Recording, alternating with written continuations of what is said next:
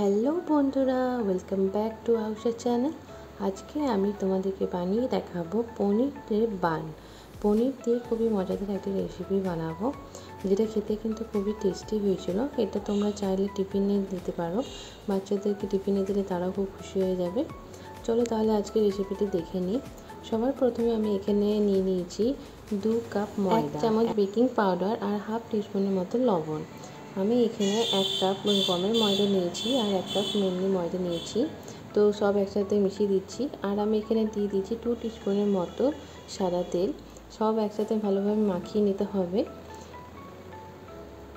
এইভাবে তেলটাকে ভালোভাবে মাখিয়ে নিতে হবে আর একটু জল দিয়ে তারপর এটা ডো বানিয়ে নিতে হবে।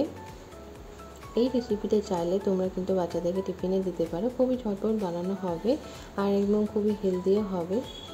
আর এখন আমি এর মধ্যে একটু জল দিয়ে দিচ্ছি। জল দিয়ে এটাকে একটা ভালো ডো করে বানিয়ে রেখে দেবো কিছুক্ষণ রেস্টে, তাহলে ময়দাটা খুব নরম হয়ে যাবে। ময়দাটা এখন ভালোভাবে মাখানো হয়ে গেছে। এবার আমি এর মধ্যে একটু একটু করে জল দিয়ে ভালোভাবে মাখিয়ে নেব। দেখো আমার ময়দাটা খুব ভালোভাবে মাখানো হয়ে গেছে। খুব একটা নরমও না, খুব বেশি শক্ত করলে হবে না, মিডিয়াম করতে হবে। এবং আমি এটাকে রেস্টে রেখে দিচ্ছি। এদিকে আমি ছানা কাটিয়ে পনির করার জন্য জল ঝরিয়ে রেখেছিলাম। এখন আমার পনিরটা রেডি হয়ে গিয়েছে।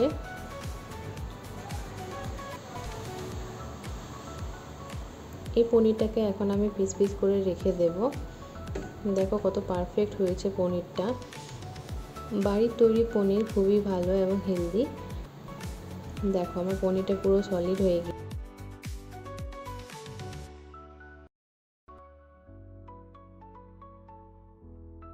পনিরটা আমি এবার একটা চাকুর সাহায্যে পিস পিস করে কেটে নিচ্ছি।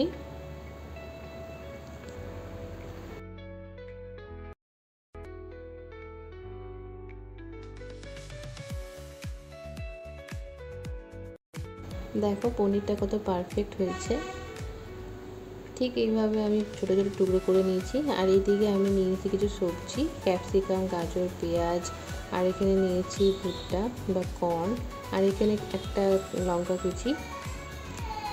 এখানে পনিরটা আমার পিস পিস করে রাখা আছে। এখন আমি একটা কড়াই গরম করে তার মধ্যে একটু তেল দিয়ে দিচ্ছি এবং এর মধ্যে আমি পনিরগুলোকে হালকা আঁচে একটু ভেজে নেব।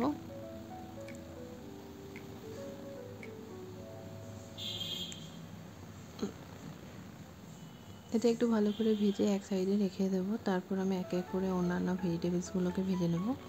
এখন এটা দেখো আমার ভাজা হয়ে গিয়েছে। এরপর আমি এর মধ্যে তেলের মধ্যে দিয়ে দিচ্ছি কাঁচা লঙ্কা কুচি, পেঁয়াজ কুচি। এটাকে একটু হালকা করে ভেজে নিতে হবে।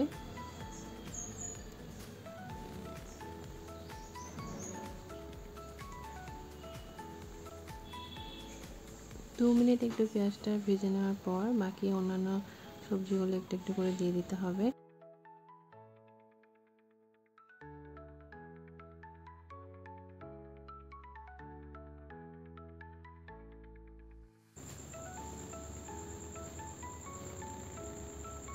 এখন পেঁয়াজটা আমার পুরোপুরিভাবে ভাজা হয়ে গিয়েছে। এখন আমি দিয়ে দিচ্ছি গাজর কুচি। এখানে আমি একটা গাজরকে ছোটো ছোটো টুকরো করে রেখেছিলাম, সেটা আমি এর মধ্যে দিয়ে দিচ্ছি। আর এর মধ্যে দিয়ে দেবো একটা ক্যাপসিকাম কুচি এবং সমস্ত সবজিগুলোকে একটু ভালোভাবে ভেজে নিতে হবে।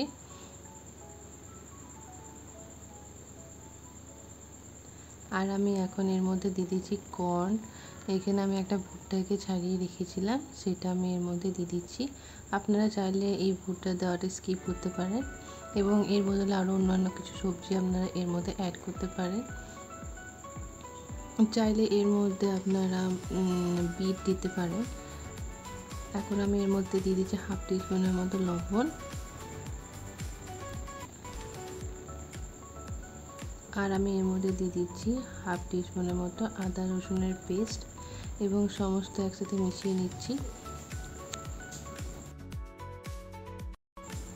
এখন সব সবজিগুলোকে দেওয়ার পর এটাকে 5 মিনিট একটু নাড়াচাড়া করে নিতে হবে, যাতে এটা একটু ভালোভাবে সিদ্ধ হয়ে যায়।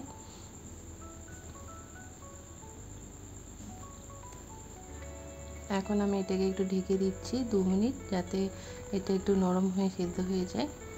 এক্ষেত্রে আমি গ্যাসের ফ্লেমটা একদম লো করে রেখেছিলাম। এখন 2 মিনিট পর দেখতে পাচ্ছ আমার সবজিগুলো হাফ সেদ্ধ হয়ে গিয়েছে। এখন আমি এটাকে একটু ভালোভাবে ভেজে নেব।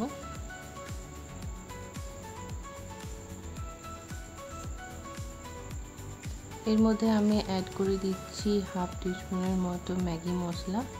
এই ম্যাগি মশলাটা দিলে কিন্তু এটার টেস্টটা খুব ভালো হবে, খেতে খুব মজাদার লাগবে। আর আমি এর মধ্যে দিয়ে দিচ্ছি 1 টিস্পুনের মতো টমেটো সস। এই টমেটো সসটা দিলে কিন্তু এর যে টেস্টটা হবে সেটা খুবই মজাদার লাগবে, একদম দোকানের মতো হবে খেতে।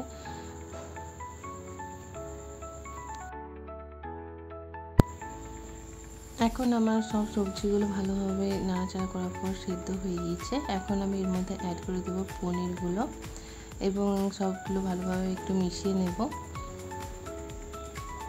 এইভাবে ভালোভাবে মিশিয়ে নিলে এটা কিন্তু খেতে খুবই ভালো হয়। তোমরা কিন্তু বাড়িতে অবশ্যই একবার ট্রাই করে দেখবে, আশা করি তোমাদেরও কিন্তু এটা ভালো লাগবে। এখন আমার মশলাটা পুরোপুরি রেডি। এটা একটা প্লেটে রেখে আমি ঠান্ডা করতে রেখে দিচ্ছি।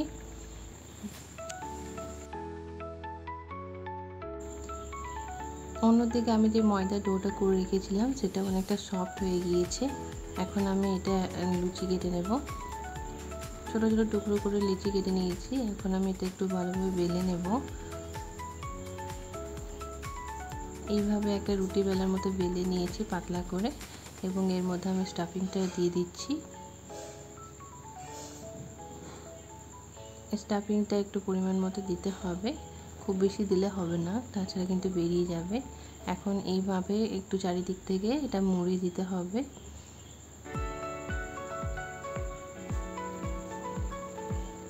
খুবই সহজ একটি রেসিপি, বাচ্চাদেরও টিফিনে দেওয়ার জন্য একদম পারফেক্ট, আর খেতেও কিন্তু খুবই মজাদার হয়। এইভাবে আমি বাকি যে বানগুলো আছে সেগুলো রেডি করে নিয়েছি, দেখতেই পাচ্ছ। এখন আমি এগুলোকে তেল গরম করে তার মধ্যে এক এক করে দিয়ে দেব। এই প্রক্রিয়াটা কিন্তু লো ফ্লেমে করতে হবে যাতে ভেতর থেকে এটা সিদ্ধ হয়ে যায়। এক এক করে আমি সব বানগুলোকে দিয়ে দিচ্ছি। খুব বেশি সময় লাগবে না এটা বানাতে, 10 মিনিটের মধ্যে কিন্তু এটা হয়ে যাবে। 5 থেকে 10 মিনিটের মধ্যে এটা হয়ে যাবে। লো ফ্লেমের মধ্যে করবে, কিন্তু হাই ফ্লেমে দেবে না। হাই ফ্লেম দিলে কিন্তু এটা বাইরে থেকে পুড়ে যেতে পারে, ভেতর থেকে কিন্তু কাঁচা রয়ে যাবে।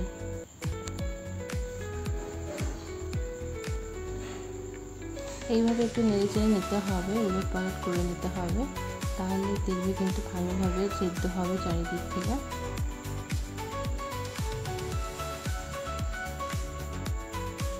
দেখতেই পাচ্ছ বানগুলো কতটা ফ্লাফি হয়েছে, একদম ফুলে উঠেছে, আর খুবই নরম তুলতুলে হবে কিন্তু খেতে।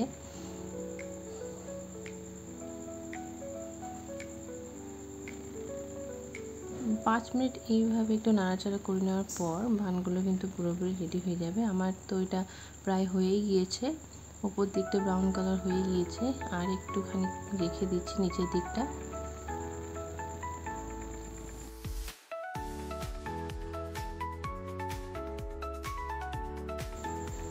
এখানে একটা বান কিন্তু খুলে গিয়েছে, তাতে কোনো অসুবিধা নেই, এটা হয়ে গিয়েছে তাই আমি এটা নামিয়ে দিচ্ছি। দেখতেই পাচ্ছ এটা আমার পুরোপুরি রেডি। এখন এই বানগুলো দেখো কালারটা অনেকটা ব্রাউন হয়ে এসছে। এখন আমি এগুলো সব নামিয়ে দেব। আমার কিন্তু পনিরের বান পুরোপুরি রেডি। আশা করি তোমাদের রেসিপিটি ভালো লেগেছে। আমার এই রেসিপিটা আপনাদের ভালো লেগে থাকলে অবশ্যই কিন্তু লাইক, কমেন্ট, সাবস্ক্রাইব করতে ভুলবেন না। ভিডিওটি পুরোটি দেখার জন্য অসংখ্য ধন্যবাদ।